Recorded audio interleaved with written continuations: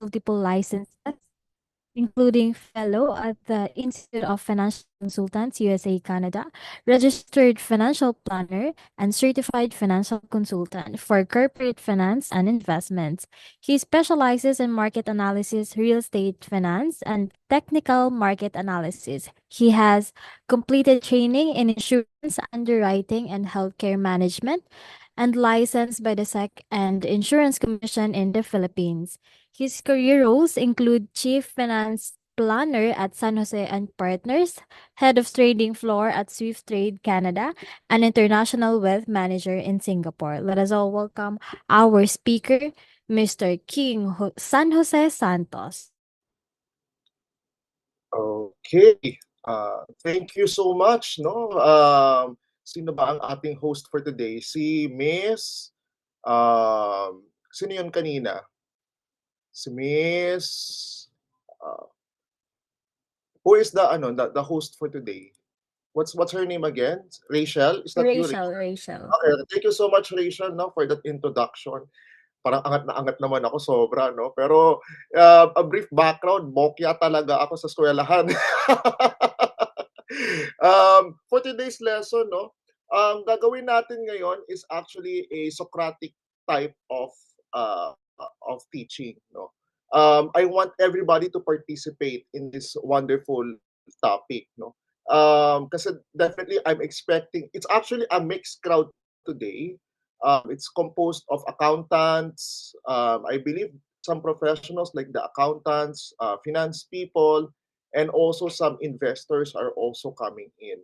So ang objective kasi natin ngayon is to understand what is a fund, no? And the importance of the fund, no? And the key relation of the fund for personal and corporate. So I'm encouraging everybody later, no, to actually sa box, no, to participate. So it's mostly an interaction. No? Kasi syempre ako, naging estudyante din ako, ang boring na ako lang salita ng salita. So I want everybody to participate. Will that be okay? Thumbs up muna for everyone who naririnig ako, please. Anybody?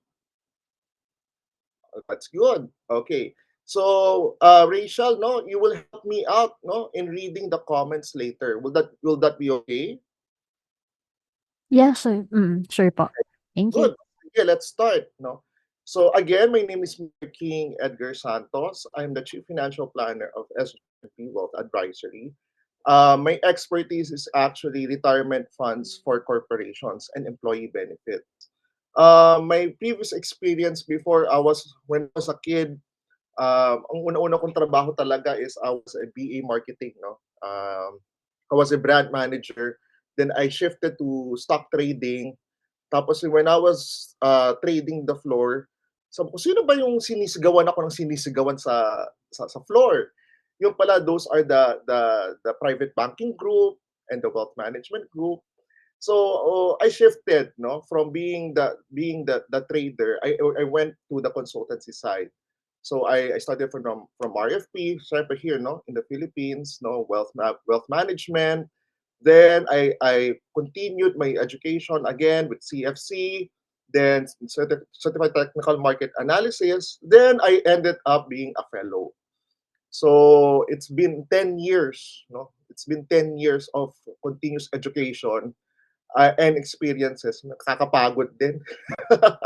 Aral ng aral. So for today's lesson, no, we will start sa basics muna tayo. Okay?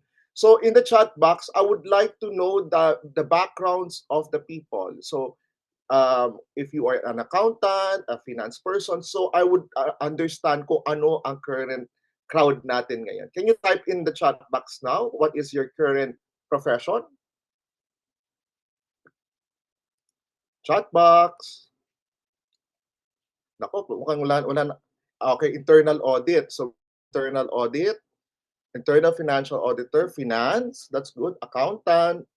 Si Michelle is an accountant, finance officer, government. Si Miss Jessa, magandang hapon, ma'am. Si Jamie is an internal, lahat accountants, no? So okay. So the difference between the science of accounting and finance, no? merong medyo salungkat tayo, no, sa science, no. Accounting is something